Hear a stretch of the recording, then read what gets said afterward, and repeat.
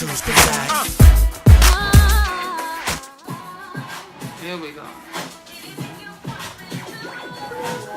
Believe we're live. Play some music. All right, come on in the room. Come on in the room.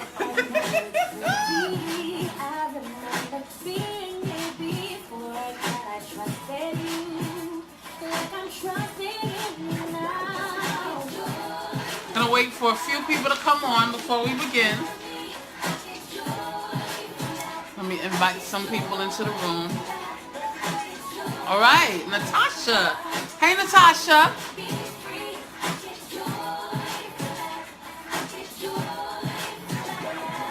Natasha, do me a favor. Invite some of your friends. Hey, Gay Teen. All right. Invite some of your friends and please share this video.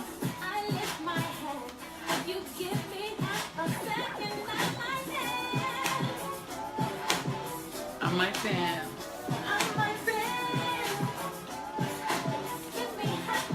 All right.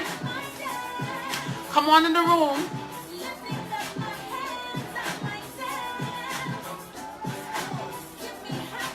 Let me invite some folks in the room.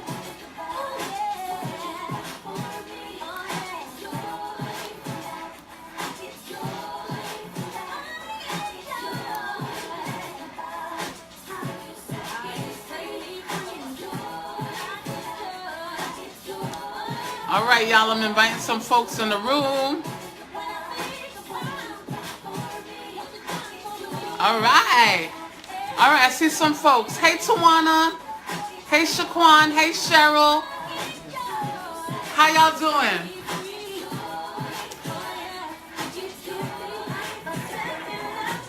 Do me a favor and share this video. Share this video.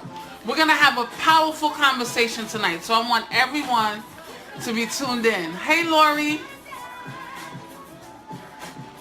All right. Hey, Wendy. All right now.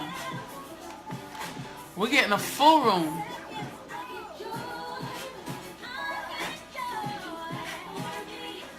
I'm going to play some music for a little while longer. Get some joy in the room.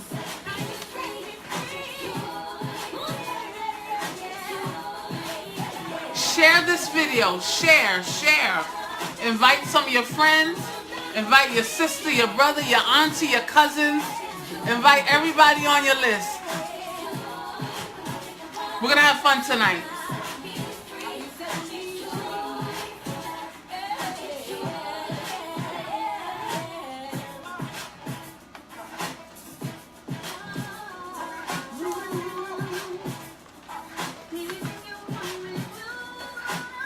All right.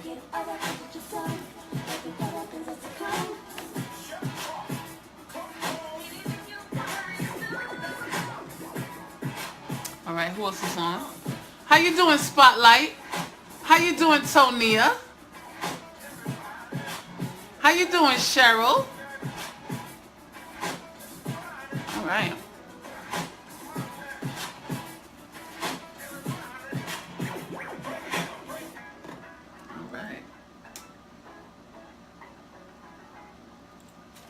All right, welcome. It's another episode of Sacred Conversations, a sacred space for empowered women, and it is also a sacred space to empower women.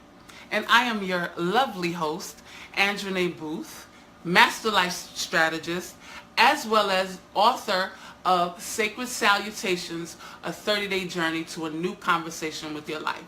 Thank you all for tuning in again. I am so grateful to have you all here. I'm so excited. I'm super duper excited because I have a special guest here with me today. This young lady is very powerful and she is very brilliant. And it's such an honor to be sitting next to greatness. You know, I'm really excited. I'm really honored. And I can't wait to have this conversation. and her name is Aqila Norris. Say hi to the people, Aqila. Hey, welcome.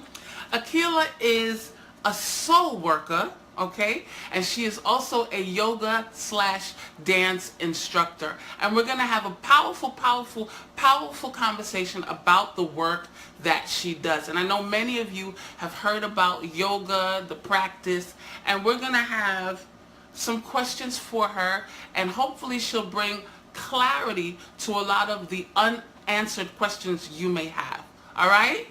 So tune in. Again, I'm going to ask every one of you to share this video. Share it to your page, because somebody needs to hear about this conversation. You never know whose life you're going to touch by sharing this video. All right? So I'm going to dive right into the questions.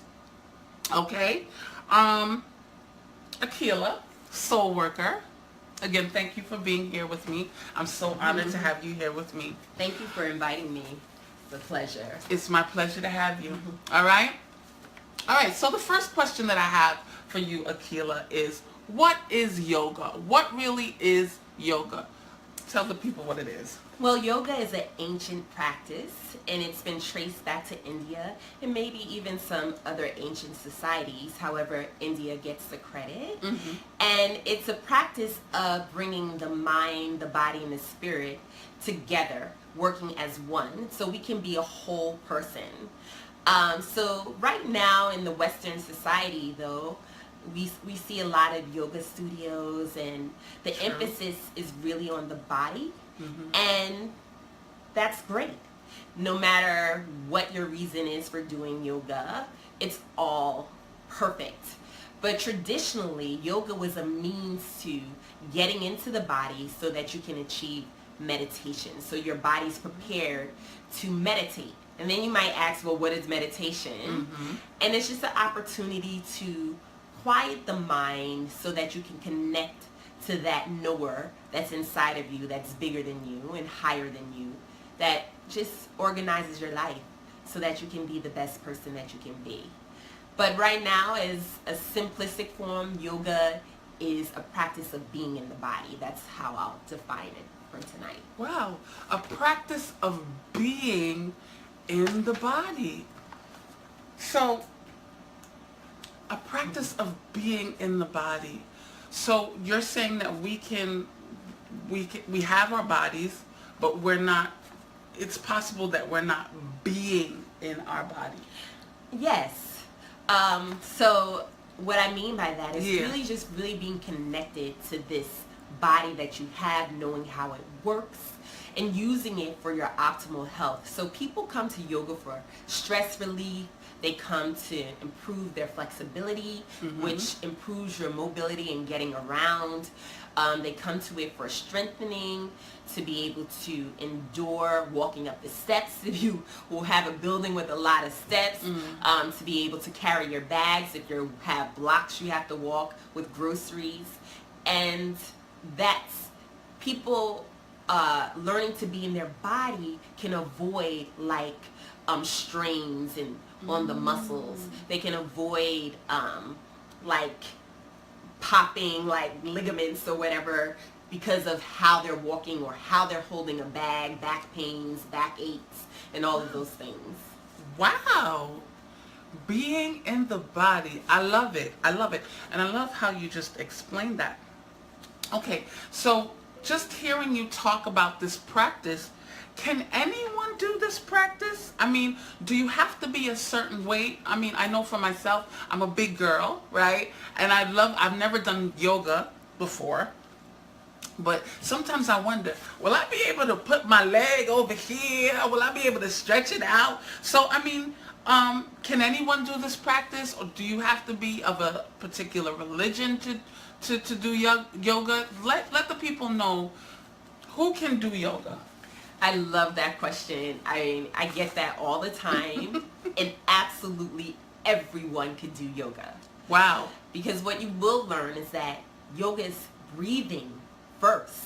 So far as you have breath, you can do yoga. And we start with learning how to breathe properly.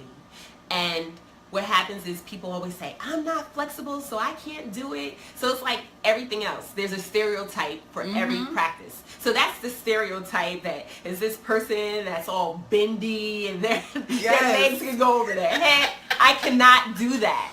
I cannot do that. No. Okay. And I'm all right with it. And that's the yoga. And I teach it, and I've been teaching it for many years.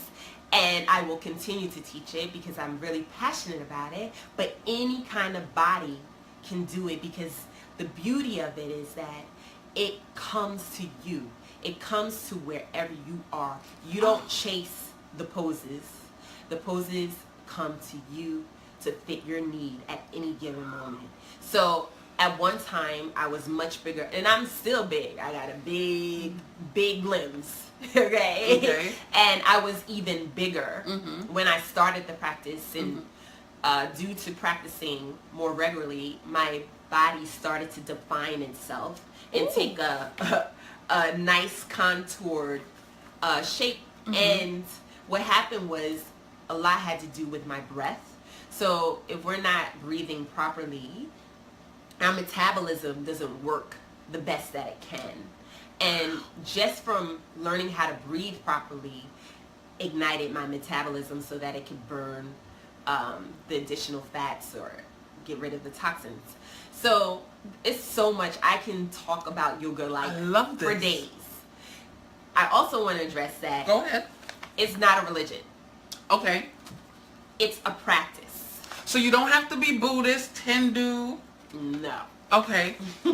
Not at all. It is interesting because I also get that question. Okay, good. A lot. Good. Like, do I have to be here? Is this a religion? So you could be a Christian, you could be Jewish. You can be Jewish, you can be Muslim, you can be atheist. Wow. You could be whatever you are.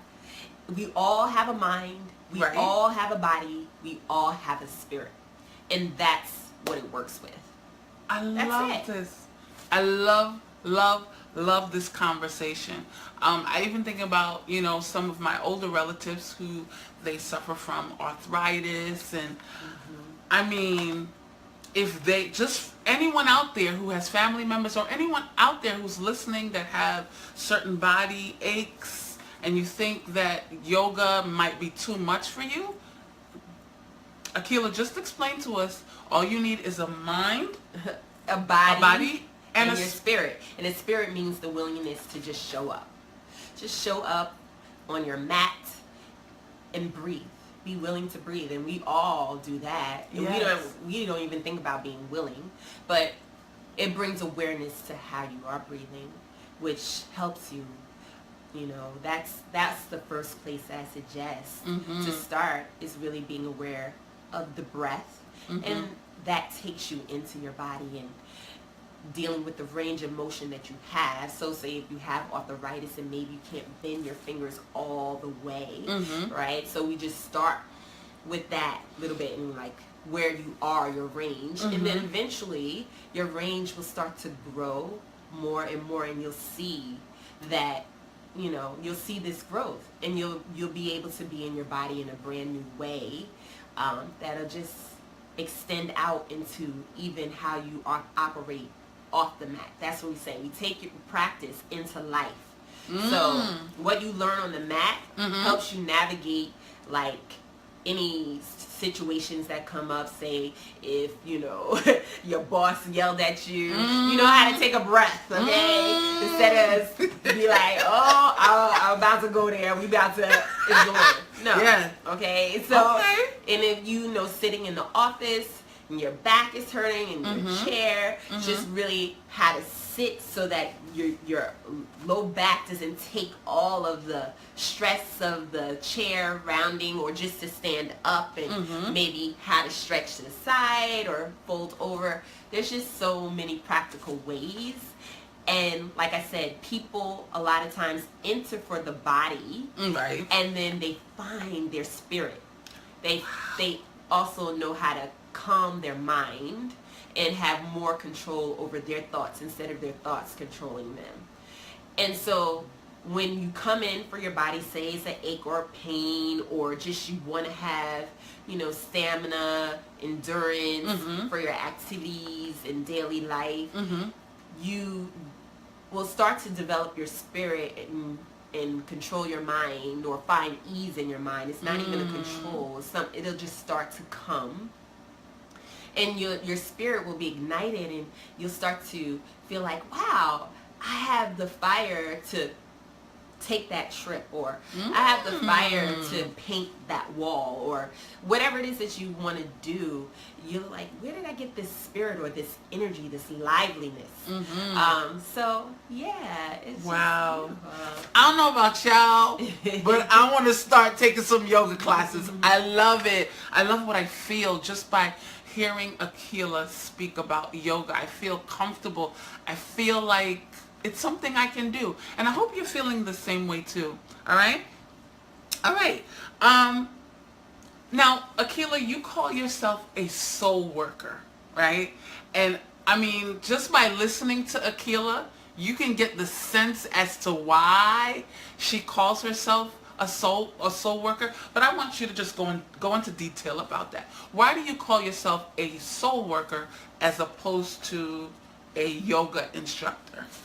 Okay, so I have a business, and it's called SoulWorker Studio. It's here in Brooklyn, and the soul is that place to me that we all have that holds all. So I believe that the soul holds our body, our mind, and our spirit. It's that place that is so true. It's the truest place that exists within you, and it's that place that has you catch the beat to a song. That's true. And it's not anything that can be really taught. Right. So it's something that just has to unfold. Right. So, and it's something that's just present. And maybe you never thought about it that way, but that's how I come to it. With my soul. That means my whole body, my whole mind, my whole spirit, and most of all, my whole heart. And that's how I approach my practice. And I see myself as a healer. So whether you are connected to your soul or not, the soul is the part of you that exists and does things and takes care of you even when you don't acknowledge it. And so coming to soul work, eventually you start to be guided more by that place, again, that's the knower. That knower that knows, like, all things. Go right. Yes. Even though you don't know why you want to go right, but you went right. Yes. And you ended up in the right place. You had the right meeting of the right person at the right time. Yes. That had the information that you needed, or whatever it is. So wow. That's how I see myself as a soul worker. And plus I have a lot of experience with souls. So before I came into yoga, I was a child protective specialist. Okay. And I worked especially with children who have been sexually abused, and just really like seeing life like being dampened, and having to connect to that soul to pull them out of that space. Yes. Right. And then also just life has taught me that. I've also had my own traumatic experiences that really let me know that I'm bigger than this body. We are bigger than this body, and that I had to accept that for me. So as a soul worker, I'm also here to help you lean into your own authority, which is your soul. Yes. So powerful. So powerful. So powerful. Okay. So I noticed something, that you had a slogan on one of your mats. And the slogan reads, "Let your soul unfold on the mat."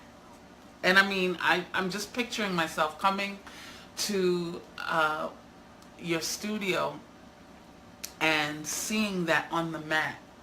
Let your soul unfold on the mat. how would one do that? How does one allow their souls to unfold on the mat? Yeah, so what you do is show up.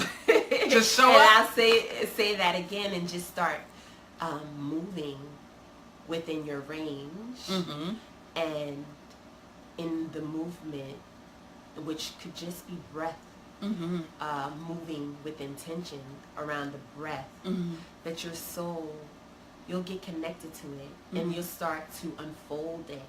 It'll start to speak louder, get clearer. Mm-hmm. As you take your mind, you give your mind something to do by doing the yoga poses. And so that's the unfolding. And I just said it a little while back, Mm-hmm. too. So it's like just showing up, Mm-hmm. getting into your body, Mm-hmm. and then your soul just finds that space to come out. Wow. So Yeah. just be willing Yeah, and allow. yeah. Letting go. Letting go. I just hearing you talk, I think about too, even just floating on water, right? Just letting go Mm-hmm. and allowing. So powerful. And I have one more question that I want to cover before we go into a little break and we play a little music and see if any of our viewers have any questions. I understand that you offer different rituals of soul work, right? Mm-hmm. And there were a bunch, but there were 3 that stood out to me, and I just wanted us to cover the 3 of them before we go into a little break. The first ritual that stood out to me was the meditation ritual. Can you tell our viewers a little bit about the meditation ritual? Yeah. So meditation again is sitting Mm-hmm. to meet your mind and your soul. Mm-hmm. And it's a class that just provides access to that space between your thoughts. That's like how I describe meditation. Mm-hmm. So people think that they can't meditate Mm-hmm. because they're always thinking, and your mind, that's what it's designed to do. Right. So let it think, Mm-hmm. right? The thing is that you let it think and you don't hold on to the thought. Mm-hmm. And when you don't hold on to the thought, the spaces in between the thoughts get longer, where you have that moment of stillness to relax. And so I take you through some exercises to learn how to quiet or be with your thoughts, to let them go, so that you can tap into the quiet, to let your soul unfold, let your soul come forward, and just really be resonant your whole body. So I use a method with singing bowls to start the practice. And sometimes the meditation is actually a movement meditation, and then we end in a long stillness for a period of like 20 minutes. Yeah, so there's many different ways that I work with people in learning how to meditate. But with a really beginner person, I use singing bowls. Actually, I have an exercise for that. So anyone, if you've never practiced meditation before, that would be a great exercise for you. And Aqila, she has a specific exercise for beginners. Yes. Right? Yes. Because I mean, if you're not used to quieting your mind or even paying attention to your thoughts, there are services provided just for you. Okay? You don't have to be afraid. All right? Okay, let's go into the next ritual. You have a ritual called the Soul Matters Flow ritual. Yes. I love that. I love how that sounds. Tell us a little bit about that. So I want to say my meditation class though is on Monday nights at 6:30 p.m. However, my studio is really flexible. If there's other times that you would like, we can schedule those. Now the Soul Matters class is really a core class where it emphasizes your abs. Oh. It emphasizes your abs. Which is wonderful because when you have a strong core, you have a strong back.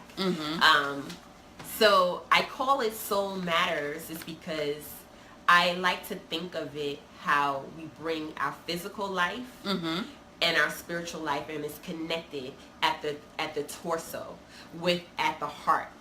So the heart is a part of the core. It bridges your belly and it bridges the third eye, and all of these are like things that when you've been studying for a long time you may get into, or maybe you might know, but basically it's about bringing the soul into the reality of our life, our daily life, in the practicality, so that you can feel it, that you can see it. It shows up in, oh, I see soul in that food, which we already know as we have soul food. Right. It's the same thing. I see soul in that car. I see soul in that tree. I see soul as I'm walking down the block in all of the people that we pass, right? I see soul in the subway.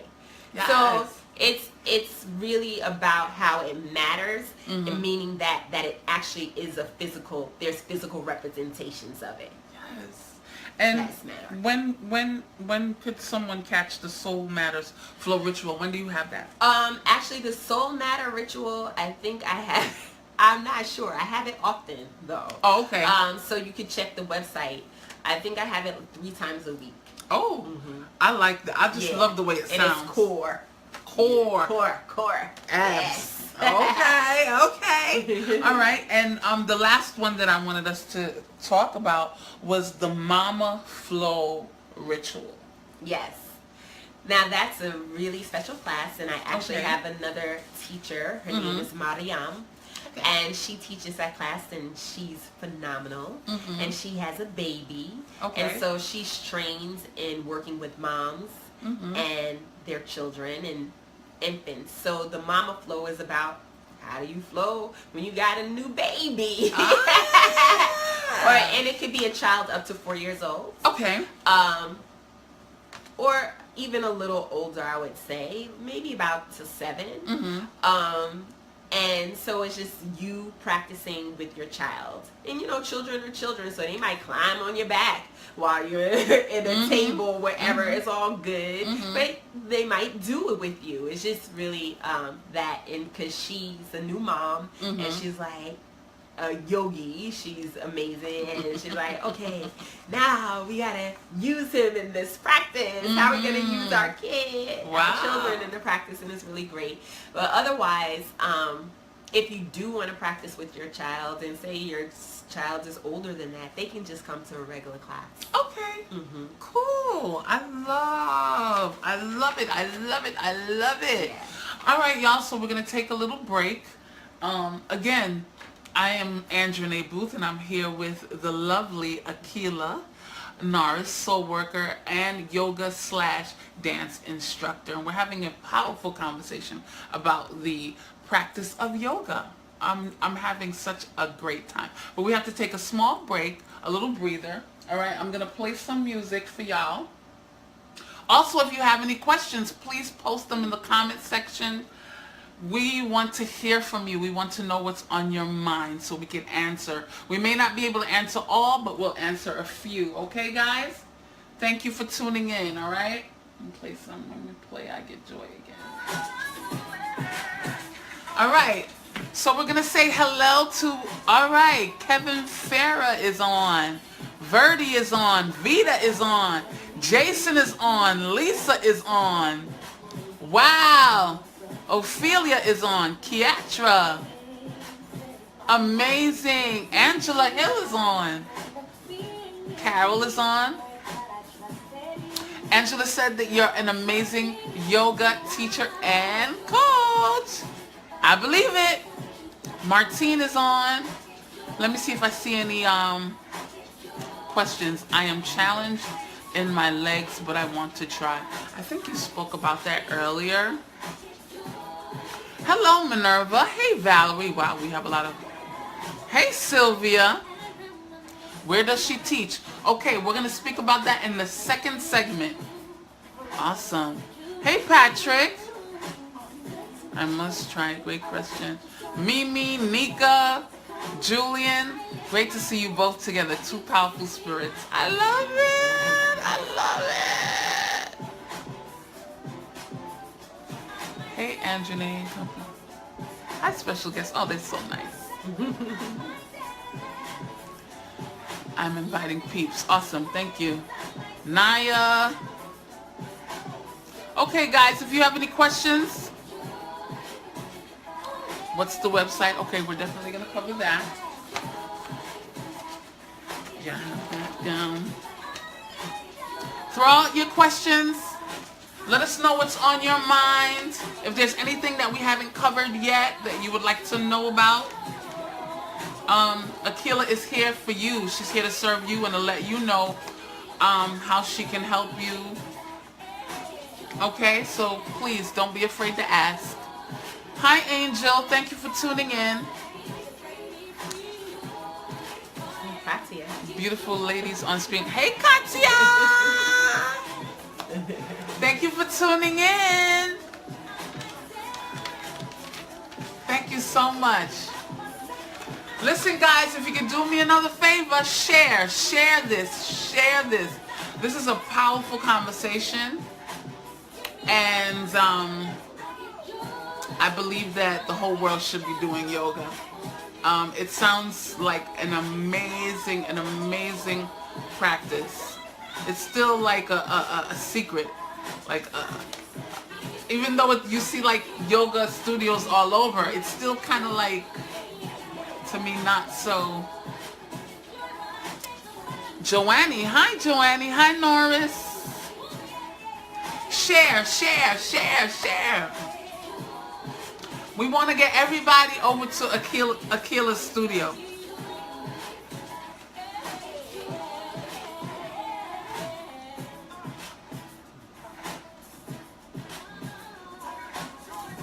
What is more important, making sure you're doing the moves properly or the breathing? Very good question.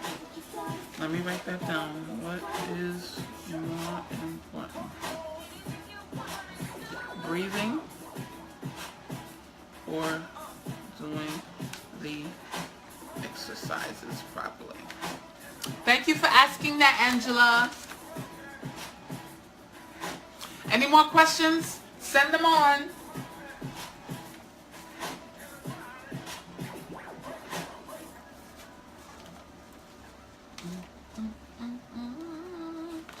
All right, we're back, and it's Sacred Conversations. I am your host, Anjanae Booth, Master Life Strategist and author of Sacred Salutations, a 30-day journey to a new conversation with your life. And I am here with Aqila Norris, SoulWorker and yoga/dance instructor. And we've been having a powerful conversation about yoga, about soul work, about the soul, about meditation. I'm just so excited, and I already feel like lives are being transformed as we speak. Minds are being opened, spirits are being opened, souls are being opened to the idea of being in their bodies, as we spoke about earlier. And that just makes me excited. All right, so I'm just going to shoot right into the question that Angela Hill sent us. And she said, what is more important, breathing or doing the yoga exercises properly? Which one is more important? They both are. Okay. And how I would say is that if you had to focus on just one, of course you focus on the breath first. Mm-hmm. But they're equally as important. And so maybe you just start with the breath, but following the alignment of the poses protects you. It protects you even if it's just small, mm-hmm. and it's happening from the inside. It may not even be visible to the outside. Mm-hmm. But say the teacher asks you to lengthen your tailbone, and right now you might not know what that means, but sometimes we sit with our butts poked out, mm-hmm. and so really just dropping the butt down so that you feel that length. And we can feel a crunchiness, like this crunching happening. Mm-hmm. So when we just straighten that out with our fingers, right? Mm-hmm. So following that with the breath, it happens at the same time. So even just that little motion, it goes together. So when we lengthen, we want to breathe in. When we curl, we want to breathe out. And again, say if you don't have the lengthening, you're going to breathe. Of course, breath it's focus on that. Just in and out. So, I hope you guys are breathing. They're both important, but if you have to choose your focus, breath first. Breath first. All right, guys? Okay. All right.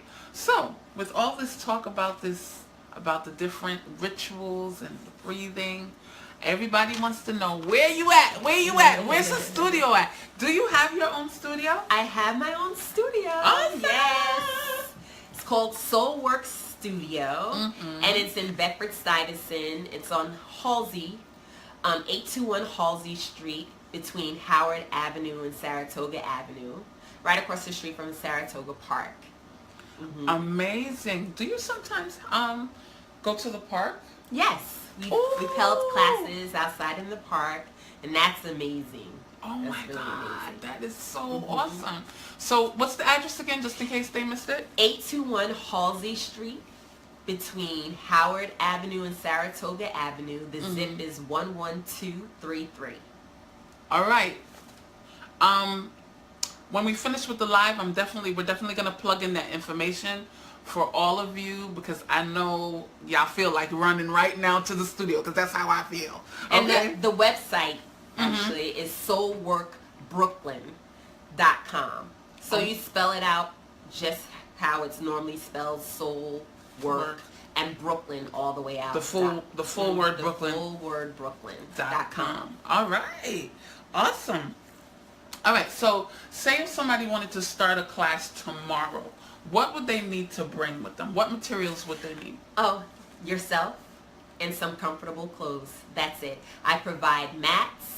I provide towels. I provide blankets. I provide eye pillows. Wow. I provide everything. So the only thing you need to bring is yourself in some comfortable garments. So whatever you feel relaxed in, so maybe leggings or sweatpants or, you know, and being we're colorful people, I've had people practice in jeans. Wow. Yeah. Well, as long as you're comfortable, Yes. right? Okay, cool. So listen, guys, you just need comfortable clothes, which all of us have, right? There's no judgment in how you come. And she has the mats. So bring yourself and some comfortable clothes. I don't think that's much to ask for. I love that. I really, really love that. All right. I see some questions rolling up, and I don't want to miss anyone. Oh, thank you, Shaquan, for writing down her information. Thank you so, so much. Let's see. Are there any poses you shouldn't do during your moon cycle? Now, what's moon cycle? Because I don't know that language. Who wrote that? Angela Hill. What's moon cycle, Angela? Oh, this is a good question too about the sciatica. All But right. all right, I'll answer In the order, moon yeah. cycle. So, there's different traditions in yoga. Some people believe that during your moon cycle you shouldn't invert. That means go upside down. Okay. So, other than that, you can do all of the poses except going upside down. And upside down includes actually poses like legs up the wall, which is an L shape. Anything that has your legs higher than your heart during your moon cycle, you shouldn't do. Or it's not recommended by some traditions, and I'm of that tradition actually. But if you personally, like say you come and you want to do it during your moon cycle, I don't know whether, Right. If you don't have a problem and it doesn't interfere, fine. But me personally, I just don't do inversions during my moon cycle because you don't want the blood rushing back towards your heart. Yeah. Okay. And then so with Katya with sciatica. Wait, what was her question? She said, what does yoga help someone who has, like myself, sciatica through The piriformis syndrome. Amen. Okay, so what happens with you is that you have to strengthen your other muscles, like your obliques. And the stretches that you're probably doing are the ones that you don't want to do. So the stretches that actually have a tendency to feel good for sciatica are not the ones that are good for it, which is like a forward fold bending. But if you take like a downward dog or a dolphin bending, which I don't know if you know what that is, but it's a upside down V shape, that's better. But the actual like forward bending is not really that good for sciatica. But also you want to just really strengthen your core and strengthen the muscles around where your sciatica is. Okay. Let's see if there are any. Okay, we did that one. We did that one.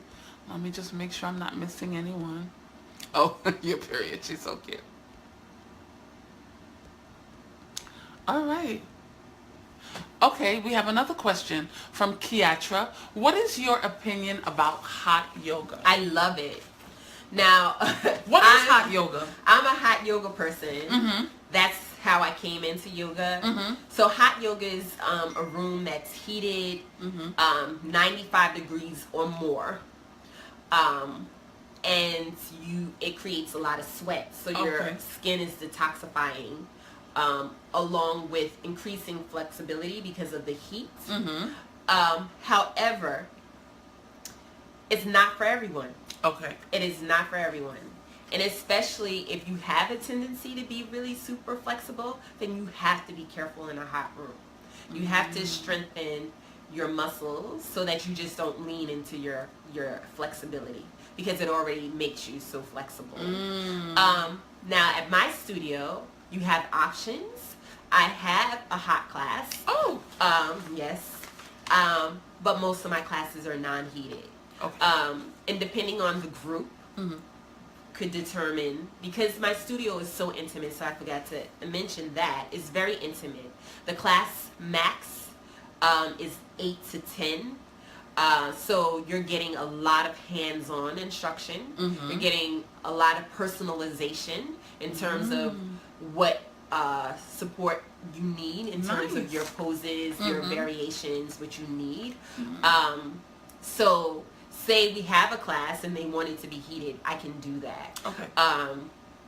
But otherwise, for the most part, except for one specific class, most of my classes are non-heated. Non-heated. Yeah. But I do love hot yoga. I teach hot yoga at another studio as well. Okay. But yeah. But it's, again, you're gonna create heat regardless. So even in a non-heated non-heated class. Okay.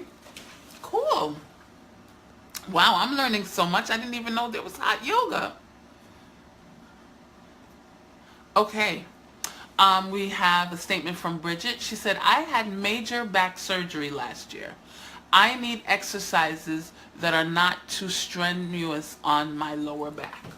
What do you have to say? What word of advice do you have for Bridget? Yeah, absolutely. So there's so much you can do that doesn't require your lower back. And I would recommend like a gentle yoga or yin yoga, which I have. It's called Restore Yin. And so that's a really gentle practice. It's a deep practice though. It's really deep. So don't think that because it's really slow or, mindful of your body that it's not rigorous. It's rigorous, but at a slow pace, which a lot of times can make it feel a little bit more intense. But if you are coming off of a back surgery, I would recommend restorative classes or a yin class, which I both offer. Okay, so Aqila has classes for everyone, for all of your needs. All of your needs. Wow. Kiatra says, wow, great. Can't wait to see you. All right, so you already have some people coming to see you. That's amazing. All right. Oh, we also have Mutrat. I hope I'm pronouncing your name right. It's good to see you. I think she's a yoga instructor too. Awesome. All right. So before we end this live, I wanted us to try something where our audience could participate at the same time. Is there something that we can do right now, some kind of yoga practice, even if it's for like 5 minutes Sure. or that our audience could participate at the same time. So you take the floor. Tell us if we need to be in a comfortable position or whatever. Yeah, so find a seat. It could be in a chair. It could be whatever you have accessible. Maybe you want to sit on the floor. And we will just start with breath. A really simple exercise is bringing your hands together just like this. And so our hands are long. And just exhale all the air out. And then breathe in. Hold your breath. And then as you exhale, draw your fingertips together. Breathe in, they straighten. Hold the breath. Exhale, draw the fingertips together. Inhale. Exhale. Now try that twice more with closing your eyes. Exhale. Inhale. Exhale. One more inhale. Keep your hands long. Exhale. Open your eyes. Draw your thumbs to your heart. Press your palms together side by side. And then let your elbows flail out and feel the pressure of your right hand against your left. Feel the strength. And then draw your shoulders down. So this is activating your biceps and your triceps as you're drawing the energy you just created with breath into your heart. And just feel now the pulse and the rhythm against your thumb.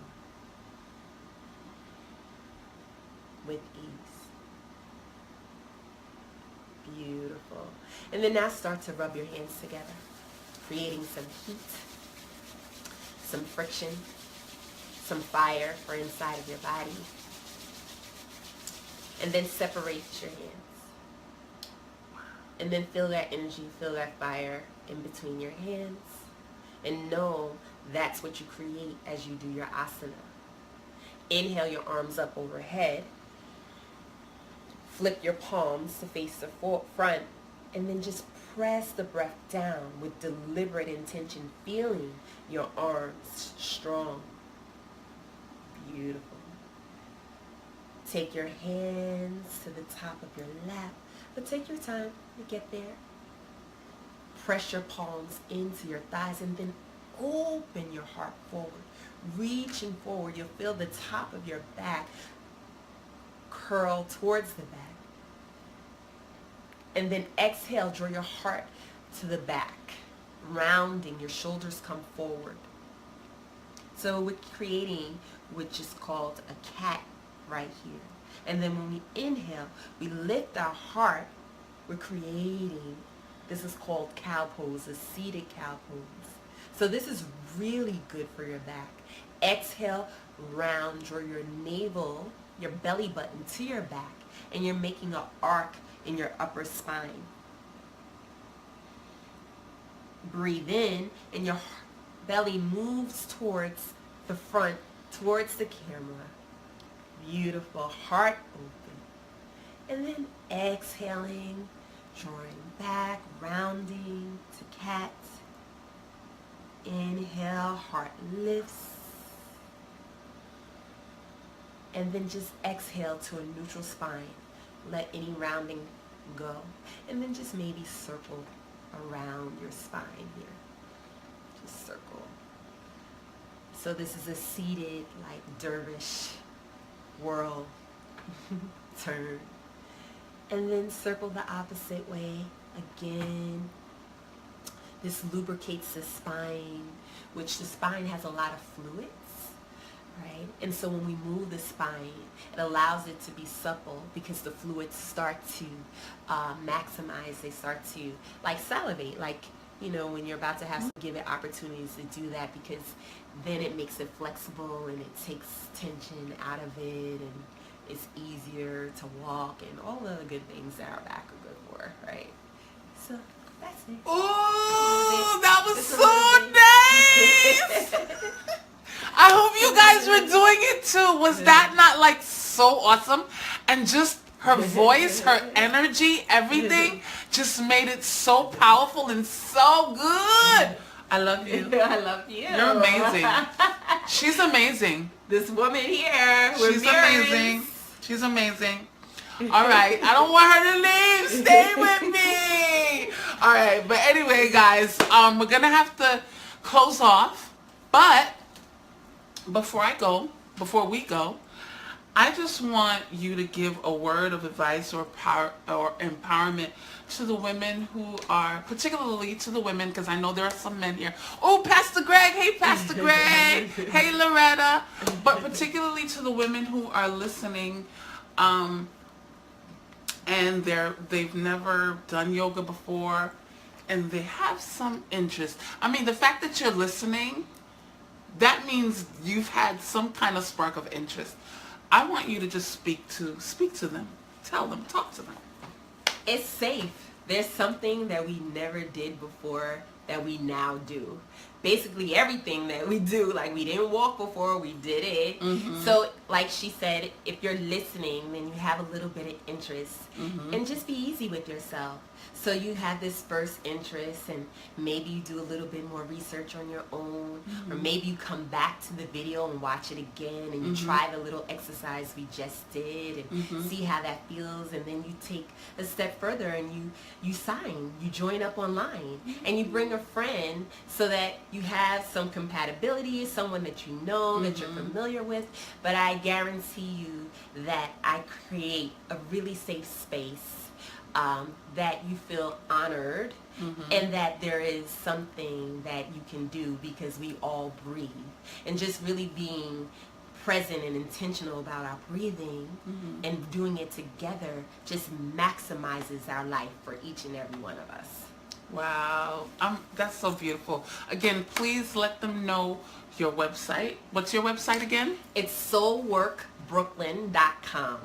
So it's soul spelled S-O-U-L, work, W-O-R-K, Brooklyn spelled all the way out. Okay. .com. Check out her website to see more about the classes that she offers. And where is your studio, just in case somebody's ready to run over there tonight, but not tonight, maybe tomorrow. Tell them the address again. It's 821 Halsey Street between Howard Avenue and Saratoga Avenue. And that's in Bedford-Stuyvesant, right across the street from Saratoga Park. Awesome, awesome, awesome. I am so happy and I'm so grateful that we had this sacred conversation. It was powerful. It was amazing. Please share this video, guys. Please share this video of this interview with this powerful, powerful, powerful woman, Aqila Norris. Thank you for having me, and thank you everybody. For saying yes. Take care, guys. We love you. Have a great night. Share.